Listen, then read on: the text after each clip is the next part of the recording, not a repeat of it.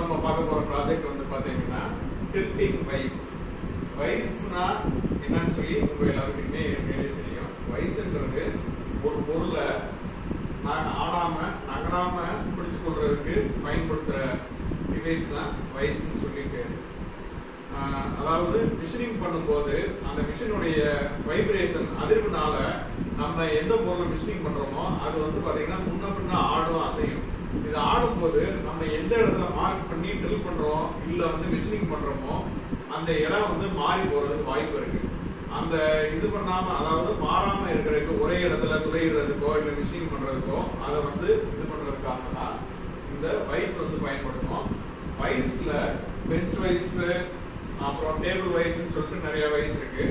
இன்னைக்கு நம்மளோட ப்ராஜெக்ட் வந்து பார்த்துக்கிறது என்னன்னு பாத்தீங்கன்னா டில்டிங் வைஸ்.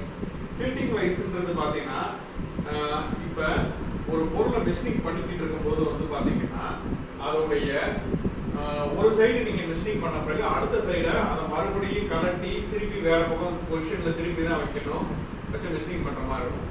அந்த வேலையை சுலபமாக்குறதுக்கு தான் இந்த டில்டிங் வைஸ் வந்து நம்ம செஞ்சிருக்கோம். இந்த டில்டிங் வைஸ்ல என்னென்ன பார்ட்ஸ் இருக்குன்னு சொல்லி வாங்க பார்க்கலாம். ஓகேவா? ஃபர்ஸ்ட் இந்த டில்டிங் வைஸ்ல கீழே பாத்தீங்கன்னா பேஸ் பிளேட் இருக்கு.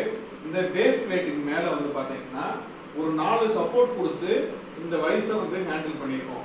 இதுல இந்த சைடு பாத்தீங்கன்னா இத 360 இந்த ஆங்கிள் அட்ஜஸ்டரோட இத வந்து ஃபிட் பண்ணிருக்கோம். ஒரு நட்டு யூஸ் பண்ணிருக்கோம்.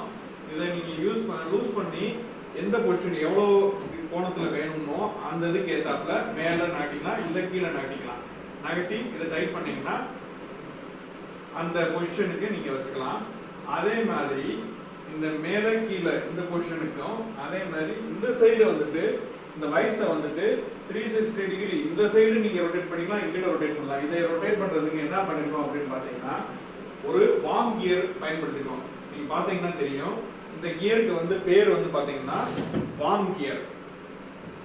இதை நம்ம ரொட்டேட் பண்ணோம்னா இது சுத்தும் பாருங்க. இது கூட கனெக்ட் பண்ணிக்க இந்த ஸ்பர் கியர் வந்து சுத்தும். இது சுத்தும் போது இந்த மேல இருக்கிற இந்த வைஸ் வந்து நகரக்கூடியதை நீங்க பார்க்கலாம். ரொம்ப ஸ்லோவா தான் நகரும்.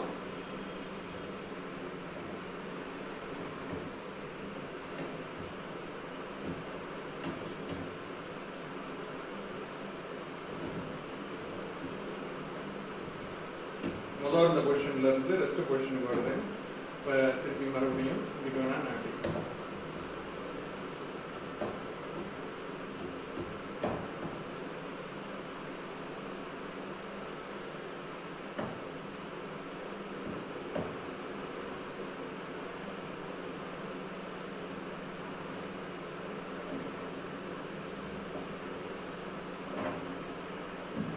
வார்ம் கியர் சுத்த பாத்தீங்கன்னா இந்த வைஸ் மேல இருக்கிறது வந்து பாத்தீங்கன்னா சுழலக்கூடியது உங்களுக்கு தெரியும்.